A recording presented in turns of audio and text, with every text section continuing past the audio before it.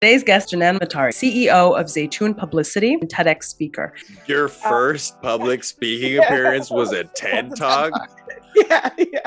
Hey, let me go lift for the first time at the Olympics. I am from Palestine, and this is what's happening to my family. This is what happened to us in 1948. Just because we're a part of the diaspora doesn't mean that we don't have a part to play in our collective freedom. You left the corporate world. Were you forced out? It was a choice, but it was a choice with my back up against the wall. Like a Zionist choice, right? Yeah. It was like, you want to die, you want to leave.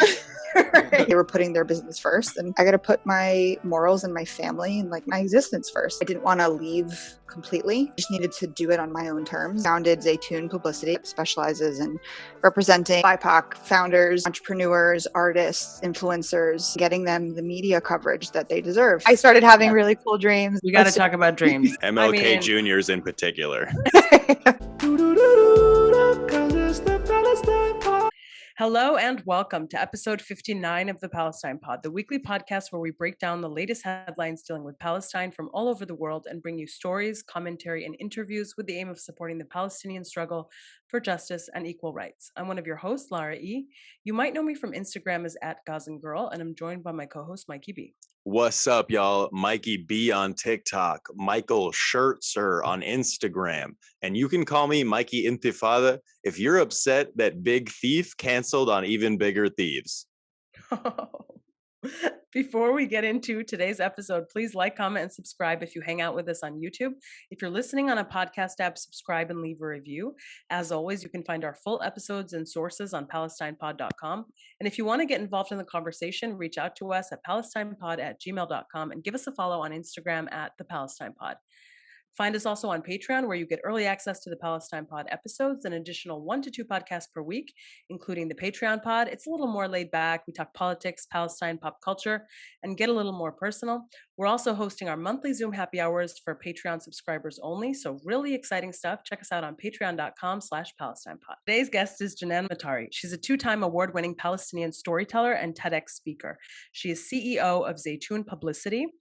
And Jenan has a BA in journalism and media studies and is a first-generation Palestinian Brazilian-American. Jenan, welcome to the Palestine Pod. Thank you so much. I'm so happy to be here. We're so happy to have you. We're such big fans of your work. Likewise. Yes. I was just going to say, I'm such a huge fan of the podcast, of you both individually. Oh, thanks. So I'm super pumped for this conversation. I love it when guests say that. I don't know why, but it's so nice.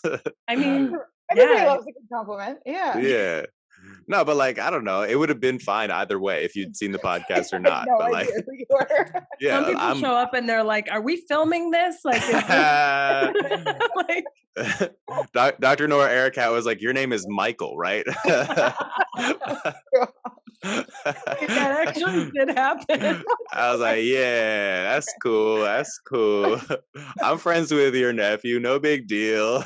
I don't know. What do you want to get into first? Do you want to tell us about TEDx? Do you want to tell us about Zaytoun? Do you want to tell us about your social media activism, what you're doing on social media? Because that also has been like pretty recent for you, only in like the last year or so, right? Mhm. Or Yeah. What do you want to talk about? You've been popping off with videos, so the floor is yours. The floor is yours. You can take this any direction. I mean, we want to talk about it all, okay. but like, what do you want to get into first? Okay. I mean, I think it's all kind of interconnected. Not kind of, it absolutely is all interconnected. So I can go in like timeline order if we want, which would be me starting off with the TED Talk. Yeah, let's do that. Tell us about how a Palestinian-American girl gets invited to do a TED Talk. So it was actually a old boss of mine who was on like a volunteer type board for the TED conference, and it was about the concept of identity. And it was, we talked about how, Miss Muslim is still around, but it's kind of on the back burner right now. A lot of my writings for Miss Muslim had to do around the concept of identity. It was more so about being Arab and Muslim than specifically Palestinian, because I just hadn't found my voice yet as a Palestinian woman. She told me that I should apply to this conference because it's identity. The whole concept of the theme of the talk was about identity. I did, and I planned on only talking about being Muslim in America. And of course, Palestine like snuck its way in there. It was a really interesting and a lot more of a daunting process than I knew about. Like there were 3 rounds of auditions. After you were accepted, you had maybe 4 or 5 months of coaching until the actual conference happened. So yeah, it was a really They cool coach experience. you? They coach you, yeah. So they set you up, they set each speaker up with a speaking coach, and they give you tips on how, everything is, you're not reading from note cards. So this was like one of my first public speaking experiences, and it was a total like throw me into the water and see if I sink or float kind of thing. Your Uh, first public speaking yeah, appearance was a was TED a TED Talk? Talk. Yeah, yeah. Hey, let me go lift for the first time at the Olympics. That's Yeah. basically what Let it was. me go dive off that high board for the Yeah, first time. yeah. No, that's literally what it was. And so, like, to not have had like a speech to read off of or note card, like, I was so freaked out about having to memorize things and forgetting my speech that I think that's what I was more focused on. But yeah, That panic that sets in when you do forget your speech is one of yeah. the most palpable fears in existence. I'll tell you, I will never do it again. Like, Yeah. the conference has actually asked if I would come back and give like more speeches on the same type of theme, but like, a little bit more advanced. And I've just straight up said no. Like, I could never do that again in my life because Yeah, because you want to go out while you're on top. Like, yeah, because man, imagine if you go on and you that's do it. the I'm third ahead. TED Talk and then Yeah. you forget the whole thing. Nobody will Yeah, remember the first two. exactly. Yeah. Hey, Um, I'm also turning down gigs. I just did Pahrump, Nevada. Never again. I don't even know where that is. So And you that's, shouldn't. yeah. You're better off for never having heard of it. Okay. really. I don't know if I'm supposed to say this, but I had switched speaking coaches halfway through the training process because one of them had a problem with what I was saying about Palestine. Zionist. Yeah. And so, and it Tell was us like, about it was, that. I'm pretty sure she was like an evangelical Zionist. It wasn't even like, like Ugh, Oh, yeah. Yeah. wait. the They, most disgusting. Yeah.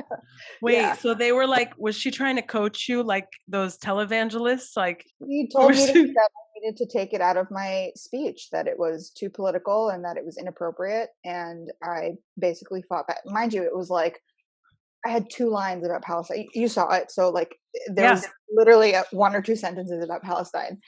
And, TED Talks famously apolitical, right? right. Famously Yeah. staying away from politics. TED Yeah. Talks. Yeah. Right. And then you have me, an Arab Muslim woman, come on to talk about identity. Like, where did you think that was going? Yeah, she thought it was going to be apolitical. Yeah.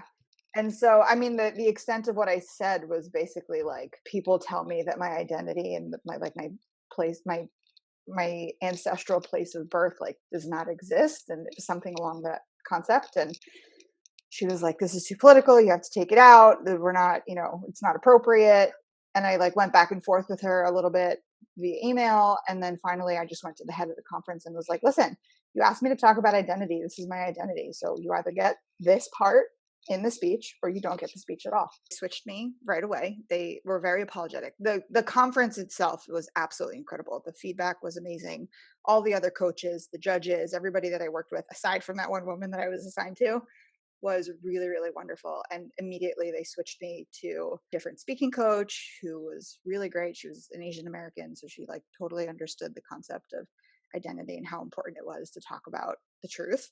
First bout of experience with like, I don't think I understood at Censorship. the time that they were trying to censor me. Yeah. Yeah, I just, because I think we've internalized this so much that it's like normal. So We self censor. for sure, yeah. Yeah. And so that was my first time where I like pushed back on the "don't talk about Palestine" thing. So that is where, I guess that was like my first experience with somebody actually trying to censor me and like me not allowing it. Took a little bit to progress to where I am now. And by a little bit, I mean like 4 or 5 years. We all crawl before we learn to walk. Yeah. Yeah. But again, like I keep in touch with everybody from the conference, and it was a really wonderful experience. The feedback that I got from the audience afterwards was incredible. People of, various ethnic identities, religious identities were coming up after the conference and just saying how much my speech resonated with them. And so it really gave me the confidence that I was kind of on the right path with choosing to talk more about this theme in everything that I do. And it's like funny because it's in line with that joke about like, if you ever met a Palestinian, they'll make sure you always know that they're Palestinian. And it's like all we have. And it really has like just become my entire existence, like making sure people know that I am from Palestine and this is what's happening to my family. This is what happened to us in 1948. And so it just kind of spiraled from there. Palestinians in the diaspora just sprouted olive trees and like started informing everybody. Yeah. I mean, it's about time that we did that. I'm guilty of having, like you talked about, Lara, self-censoring for years because especially when it comes to our grandparents and our parents who, were raised here as immigrants and refugees, and like it was a form of security. Hey, you had 2 speaking coaches. None of them told you to speak into the mic. Come on, fam. Still, I'm like, I'm trying to hold it here. No, it's like y'all are like Goldilocks. You know what I mean? Like she's too close, you're too far. Like sorry. Okay. So yeah, I mean, like for years it was don't talk about Palestine because you're going to lose your job, you're going to lose your friends, you're going to ruin our family name, and they're not wrong, right? Like that's exactly what's happened to us, and that's essentially what happened to me. I had to leave the corporate working world because it just started to conflict too much with my morals and what I felt was more important than a steady paycheck. And so it's not to say that fear that our families lived in was wrong. It just took our generation a little bit to understand that like we really need to do so. Like just because we're a part of the diaspora and not living under occupation every single day doesn't mean that we don't have a part to play in our collective freedom. So, and this is the way, sprouting those olive trees, I guess, is the way we do it. sheesh, that's gonna be a clip. So when you say that you left the corporate world, were you forced out or was it a choice? It was a choice, but it was like a choice with my back up against the wall, if that makes sense. It was Okay, like that's not a it was choice. like a Zionist choice, right? Yeah, It was like yeah. you want to die, you want to leave. Right. Yeah. I think we underestimate how much people don't understand and how much fear even non-Zionists live in about this topic and how much it controls American business and way of life. And so I don't fault anybody. I mean, of course, like some conversations are uncomfortable to have with an employer, but I don't fault anyone or hold ill will towards anybody because they just didn't understand and they were putting their business first. And I was like, you know what? I gotta put my morals and my family and like my existence first. Like I don't want to keep doing this anymore. It was a decision on my part to leave because I had finally accepted that if I wanted to talk about Palestine and who I am as a person, the way that I wanted to and the way that I felt was truly respecting my identity and my lineage, I couldn't do it while working for someone else. The Palestinian author Suzanne Abu Hawa lived a very similar thing, and she was actually forced out of the corporate world just because of her activism and her being Palestinian and leaning into her Palestinian identity. And then she became this very accomplished author who wrote Mornings in Jenin and has written several books since then and really leaned into her Palestinian identity and embraced it. So, so many good things can come out of that, actually. Yeah. And I Yeah, think, absolutely. yeah, Nothing bad can come out of honoring yourself, right? for sure. Like, yeah. Wow. You speak in So like I speak in poems sound bites. almost. Yeah. You writing haikus over there? What's going on? Where's your notebook at? Well, I have a degree in media, so naturally my brain thinks in headlines and I speak in sound bites. You're very clippable. Yeah. I see why they gave you a TED Talk, you know? yeah, like there's so many things I want to say. Like, how do you go? Okay, so you go from 2 lines in a TED Talk about Palestine to leaving the corporate world to exploding on social media, very focused on Palestine, to Zaytoun publicity. Tell us about that. Tell us about how you come up with your content, what message you're trying to get across as a Palestinian in this, space of the internet. Yeah. So I mean, Zaytoun was my way of honoring my degree. I went to school for journalism and for media, and I'm really good at it. And so I didn't want to leave completely just needed to do it on my own terms. And so I founded Zaytoon Publicity, which is an agency that specializes in representing BIPOC founders, entrepreneurs, artists, influencers, getting them the media coverage that they deserve. Because something that I have learned in my 10 plus years in the industry is that, like anything else, like any other workforce, it is biased. It is geared towards white people. It is geared towards rich white people. If you don't have generational wealth, as an entrepreneur, PR is something that is absolutely out of your budget. It's not something that you can afford. And so it really keeps these brown and black founders and their brands at a disadvantage, their white counterparts, because they don't get the media exposure. They have incredible stories, right? Like, when have you ever seen a brand owned by a person of color that didn't have some like insane sob story that like tugged at your heartstrings? But nobody gets to hear them because they don't have the money. And so I wanted to change that. And I wanted to use my own experience in the industry to make an impact. And so that was actually one of the awards that I had won at my last agency, was for representing, the Muslim, Arab, Asian community in some of the campaigns I was running. So can you give us an idea? I mean, for our listeners, I think they'll be super interested to know tangibly what that work looks like. What does a client come to you and ask for? How do you help them? What is some of the work product and results and impact that somebody who hires you can hope for or expect? Like the public relations side, it's helping a brand and a founder create their story, making it something that the media really wants to bite into and share. And so that's getting placements about who they are, what their company does, if you're product based, what you're selling, how it's solving some type of gap or issue, that's getting features in magazines like Forbes, Cosmopolitan, Allure. And then on the influencer side, it's getting people brand partnerships. So that was another thing that I noticed. The influencer portion of my agency is definitely newer than the public relations side. I think I'm like preparing for the death of PR, because people are getting really smart and they understand that like all of the information you are consuming is being paid for and fed to you. And so because of that, I think PR specialists really need to prepare for what's next. Two things. This is getting dangerously close to capitalism. I'm over here making a Molotov cocktail. And also, can you provide us with any brand deals? Right. I knew you were going to ask. You see the duality. You see how I have sponsors. We're looking for money. Yeah. You know what is so funny? We always said we would never put ads in the Palestine pod. We'd never do weird, make people pay for it, whatever. Yeah. But what we're not against is sponsors with people who we believe in and care about and are related to our cause. Yes. Yeah. And that's why we would like a partnership with Nike.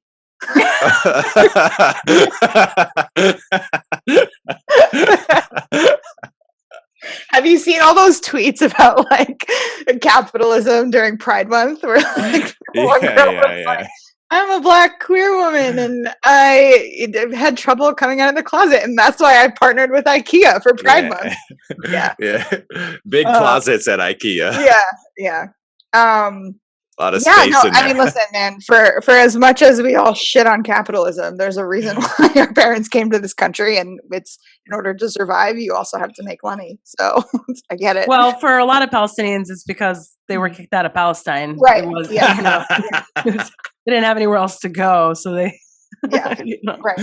I'm so sorry that I laughed at that. That was very funny, the way you said it. I'm learning, Michael. I'm learning. Yeah, Dan, you are getting good at this shit. You're spending too much time around me. Yeah. So is this too like advertising? Do you want me to cut back on the Zaytoon thing? Oh no, I was just joking. I just make jokes on the pod sometimes. No, that's good. Okay. It's important for us to be good at selling ourselves. Yes. Yeah. That goes without saying. Zionists have been very good at their PR. Mm-hmm. You can't say that that's not true. How were they able to perpetuate this myth and have it be believed by the world that there was nobody in Palestine? Yeah. Meanwhile, there's literally 8 million Palestinian refugees. And that's a fact. Yeah. Yeah. It was one of the strongest branding campaigns of like misinformation and disinformation that exists today. Yeah. It's still, I mean, Israel's PR machine is something that is absolutely unmatched anywhere else in the world. Sorry. That's probably them calling you, huh? They're like, They're like, we've got a job. Yeah. Yeah. That's part of the reason why I went into the industry. Part of my story, not to like backtrack, but like I took a course on social psychology when I was studying abroad in England, realized like how effed up the world was, how World War II was like this insane PR machine that got people on board. And I was like, holy shit, you can literally control people's minds through media. And as a PR specialist, it's important that because people downplay the impact of public relations. You can literally control the world through public relations, good or bad.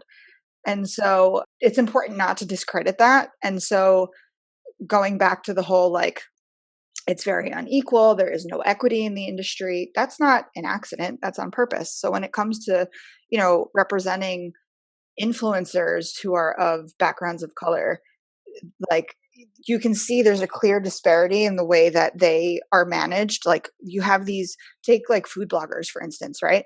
You have these fun, cute, white foodies who are like home chefs getting deals for $30,000-$50,000 a reel. But like when I was running a campaign for Ramadan, trying to get like Muslim influencers on board, they were all representing themselves. They were selling themselves short for like $700 for a reel when they've got like twice as many followers and twice as much, engagement as their white counterparts. And so like we just need somebody from our own community to kind of step in and be like, this is what I'm seeing. This is what you need to be doing. I will help you. I'm taking a, financial hit myself, but like at the end of the day, I'm doing something that's great for my community and it will benefit everybody. And I think that's a duty of anybody on this planet, is to like sacrifice something for yourself and give back to, the communities that need it. Oh Especially yeah.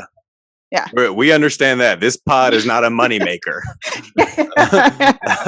But it's your passion. So anybody who accuses us of getting in this game for financial gain is bugging. Dude, remember like early on, yeah, of course I remember that psycho. There was one girl who like hated me and like kept commenting on all of our things, like he's just in it for the money, and I was like, I've lost so much money caring about this. Yeah. I mean, that's what Miss Muslim was. I was hemorrhaging money keeping that website alive. But I was like, you know what? I got an email 4 years ago from a woman who told me this article changed her life. I have to keep it alive. That's literally what keeps us going. The emails, the positive emails we get. It's the only currency that's stable in our lives. The dollar's going to collapse at any time. Yeah. But that's for everyone in the world. So yeah. And I mean, it's funny how people, like, it's important to remind people that you're not profiting off of things like this, right? Because it changes their perspective. It gets them to listen a little bit more. It kind of cuts back on their judgment because they're not quick to be like, well, he's just saying this because this is how he's going to get money. No, like, this is as independent can be, which is you just. That said, we'd love to get some money coming in. To fix the hemorrhage. We are deep underground. We're like in solidarity with Gaza in the tunnel that we've built underground on this podcast. There is a difference between cutting your losses, Michael, and and profiting, right? Yeah. We're just trying to get back to zero. So. Yeah, I get it. It's trying to get above ground. It's a struggle. I can't comment on any like public forum or like news outlets, Instagram, because people see, like, I'll never forget, there was somebody who, it was one of those like feel good Instagram accounts, and somebody hate those. Hate to feel good. Somebody was losing their housing and they were posting about it, and they posted about their story. And I just commented, like, this is so sad. Like, is there a way that we can help them? Is there a GoFundMe that, somebody can start? And I was flooded with messages because I have that fucking blue check mark on my Instagram. Oh, yeah. People were like, why don't you just pay for his house? Like, I don't know. Maybe I'll pay for my own house first. Like they just immediately associate large. They think you're Kim Kardashian. They're like, yeah, she's got a blue check mark. So yeah, like so it's. I get it. I get the whole judgment thing and people thinking that you're in it for the wrong reasons. So. Yeah, must be tough having that blue check. Don't take it away. Not that I'm complaining. More of a burden than anything else, really. Yeah. The blue check burden. Yeah, I'm just back to self-censoring because of it. Hilarious. Tell us about Palestine and your family's origins. So both of my families have Palestinian origins. My dad's mother is Brazilian, so that's where the Brazil comes in. My grandfather, God rest his soul, was 100% indigenous Palestinian. I still have family in Palestine, and my mom's family, both my grandparents are Palestinian. My grandfather was from Ain Kadam, which I'm sure you know no longer exists, and my mother's family is from Jerusalem. So they go back to the original Sufis that came over from Bukhara, Uzbekistan in like the 1300s, settled in Palestine and kind of spread the teachings of Sufism since then. And so it's really cool. I have a cousin that's a famous Sufi chef that's still there. Sorry. A Sufi chef? Sufi chef, yeah. I'm like sure that's not the right term, but yeah, he's a chef. Is that different than like a sous chef or? Yeah. So he teaches about. So my mom's family, like ran a. Do you know what Sufism is? Am I just like? Of course, okay. Sufism. Okay. Yes, I know what Sufism is. Okay, all right. But for our listeners, Michael. So Sufism is a branch, depending on who you talk to, it's argued, but it's a branch of Islam that is very mystical. And so my grandmother's family were like my great grandfather was a Sufi sheikh in Jerusalem in the 1920s. He was part of like a National Geographic. What's his name? Yaqub Bukhari. Huh. Yeah. He was super handsome. I'll send you a photo. It's cool. I have like a 1927 edition of National Geographic. They did like a whole feature on Palestine, and they went through all of the different faiths and highlighted like the important people at the time. And so in there with this beautiful, robe and his turban and really cool piece of like family history. So my cousin is obviously a descendant of that part of the family also. And so he's kind of keeping that like teaching of Sufism tradition alive. And he's teaching people about how Sufism influenced Palestinian food. A lot of like vegetarian veganism. I'm pretty sure it's metluba was like the dish that actually was heavily influenced by Sufism and veganism. And it was started off as a vegan dish. And then like we actually changed it and started incorporating like chicken or meat or some type of lamb. So he's just really cool. He, his name is Zadine Bukhari. He gives tours in Jerusalem, which is super cool. And he talks about the history of food from an indigenous standpoint of, Palestinian perspective, Sufism perspective, and how it's all kind of connected together. So I think I found an article about your family. Oh, cool. Probably. Yeah. In the Institute for Palestine Studies. Yeah. Okay. So there's a reference to your great grandfather arriving in Jerusalem from Bukhara, Uzbekistan, and Yaqub Rashid al-Bukhari. Yep. Yeah. That's so cool. We'll link to that on our website so he was part of the Naqshbandi Tariqa. Mm-hmm. Yeah. This is. And Naqshbandi is in Arabic means, well, it comes from the words for carving and heart. So I didn't know that. Yeah. So I guess there's a connection there to, I guess, imprinting or carving God in your heart. This is very cool. Yeah. They founded a center. It's on the street, the Via del Rosa in Jerusalem, and it was a Sufi center, and so Sufis from all over the world would come. Had like a guest book that they would write in, and it was a really just awesome way that they would spread the tradition and teach people about Sufism and all that good stuff. When you say mysticism, what do you mean? They're mystics, very spiritual. They Like magic? No. No, not magic. It's like I'm they're sorry if just that was very- ignorant. I'm so no, sorry. no. It's just they're very like grounded in their spirituality. It's more a spiritual practice of Islam than the usual like rule driven kind of way that we Well, follow. a lot of people today would actually argue that proper Islam is both the rules and the rituals and Mhm. also the spiritual element, but that the spiritual element of Islam has been erased from the practice of Islam through the colonization of Islam. And this will Yes. take us in a very This is a different totally different direction. conversation. I don't know if you ever read Professor Butch Ware from University of California, Santa Barbara. He talks a lot about the colonization of Islam and how the message of Islam was essentially co-opted by Western colonial powers and rebranded and sold back to Muslims as something that it's not. And one of the things that they did was they deleted Sufism from Orthodox Islam Yeah.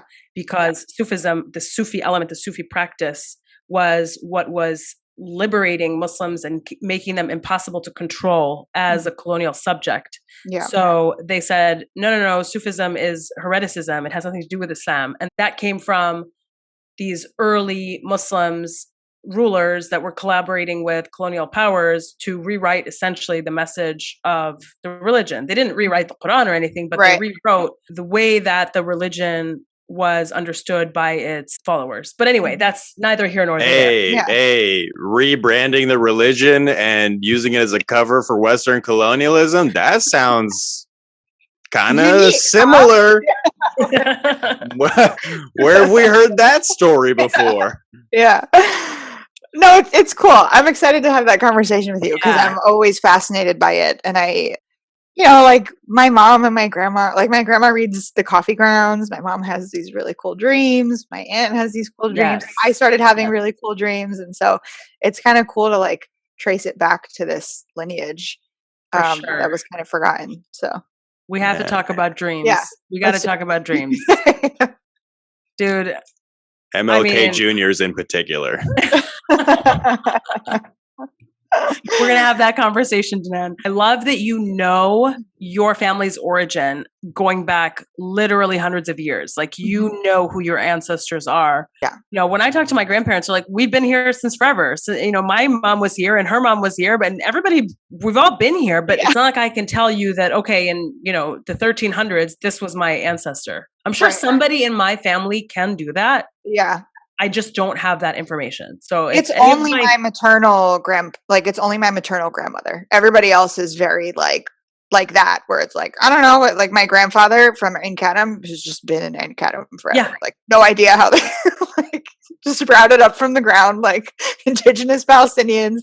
And yeah. Born of the soil. Yeah. Hey man, it's what it was. Yeah. So like I feel very lucky, but also guilty that I don't have that knowledge of like the other parts of my family, but still very blessed and grateful that I have But it. also, that's why we do this now, because we are creating the public record Yes. and we are imprinting it and making it permanent. Hopefully, the internet will still exist after the apocalypse. So when you know the world ends and everybody's, you know, our descendants are trying to figure out, you know, where are my ancestors from? Somebody will be like, well, in 2022, you know, Jenan was on the Palestine pod and she said that in the 1300s that, you know, her family was in Palestine and, you know, all this good stuff. So. It's like cockroaches listening to a pod around the bonfire. These stupid humans tracing back their lineage. It's important though. I really think it's important because especially for Palestinians in exile, because it's so easy to lose ourselves and our identities if we don't try to hold on to them and to do everything that we can to keep them, you know, at the forefront of our lived experience. Yeah. I mean, that's what Zionists are banking on, right? That we just kind of assimilate and forget.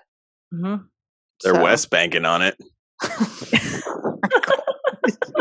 I'm sorry, guys. I don't know what's wrong with me today. You're like a tick. I love it.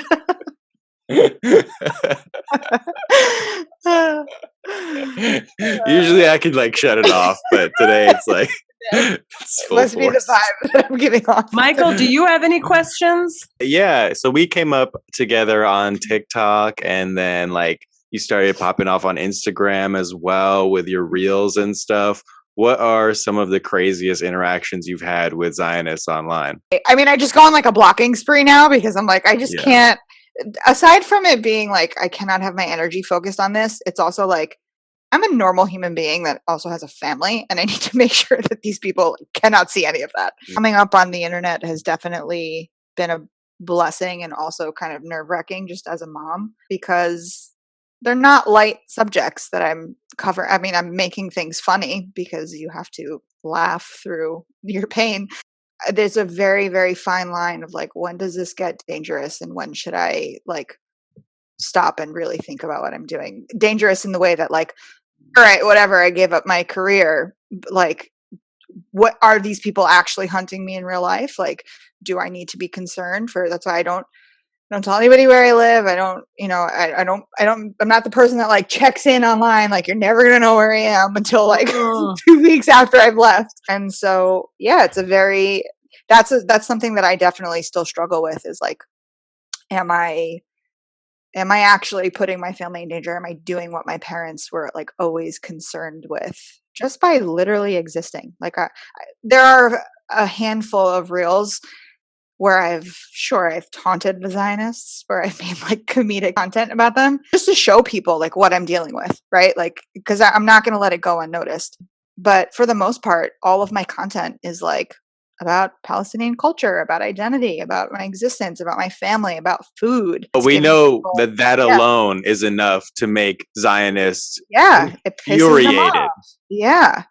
And so, that's the kind of stuff that keeps me going, where I'm like, I'm literally just talking about who I am. So if this is really pissing you off, you must have nothing better to do, because I know that there are people who are way more important than I am and way more impactful than I am for you to be coming after me.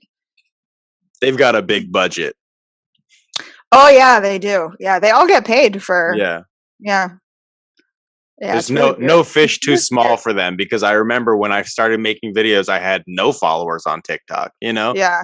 Yeah. And like truly the Zionists lifted me up, because nobody would have known who I was if the Zionists weren't absolutely bugging out over my videos. And then all of a sudden Palestinians were like, oh, this is pretty cool.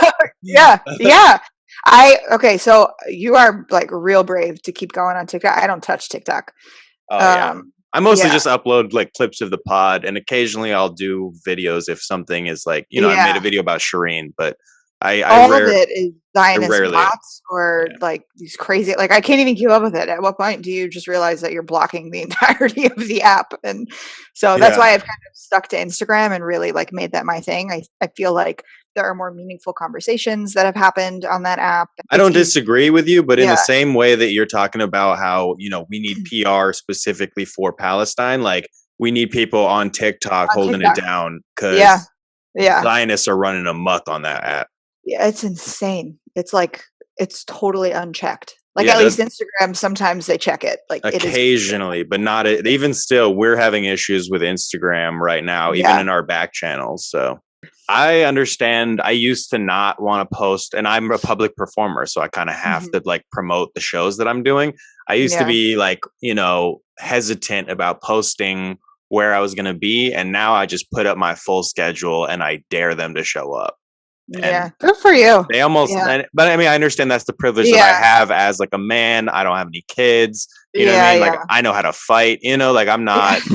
I'm in a different position than you are. Who said I don't know how to fight? Well, I'm not saying you didn't, but I also don't have kids, so I was just now, like if I'm going to a protest or something related to like a Palestinian event, I will post where I am, but I don't, because I also share like my personal life, right? Like that's kind of how I was able to grow my platform, was that I really kind of humanized myself for people, and I showed them the good, the ugly, the pretty, the exciting, the boring parts of like not just being Palestinian Muslim, but like being a mom, being a wife, having a really big family, having my own business, being a career woman. Like, I've just given them access to all of it. And the type of beauty to drive someone insane. Living up to the name. I want to go back to something you said about how you're like, well, I only, taunted the Zionists like a couple of times. Yeah. Yeah. You're allowed to taunt the people who stole your land and made you refugees. You're allowed to verbally, disagree with that. Yeah. Like the notion that is somehow something that is more serious than the original crime, which was murdering us, arresting us, expelling us from our land, displacing us, taking our homes, raping our women, stealing our children. Like the notion that we're not allowed to have a verbal issue with that. That we're not allowed to comment on that. Yeah. They really are so spineless. Because it's like, it's a form of fragility. Yeah. You murder people, but you get upset when people are like, they treat people differently. Yeah. Again, like leaving the corporate world and starting my own business absolutely gave me the balls to like go at these people when I want to, because in any other, like it results in you losing your job. So like that's how, and they know that, right? They'll dox you. They're like the original doxers. Yeah. Truly. I think I've always, I say it often on the show, but you should be allowed to say what happened to you. Like you should be allowed to say this happened to my family. You should be allowed to say I don't live in Palestine because my land was occupied, because our land was stolen.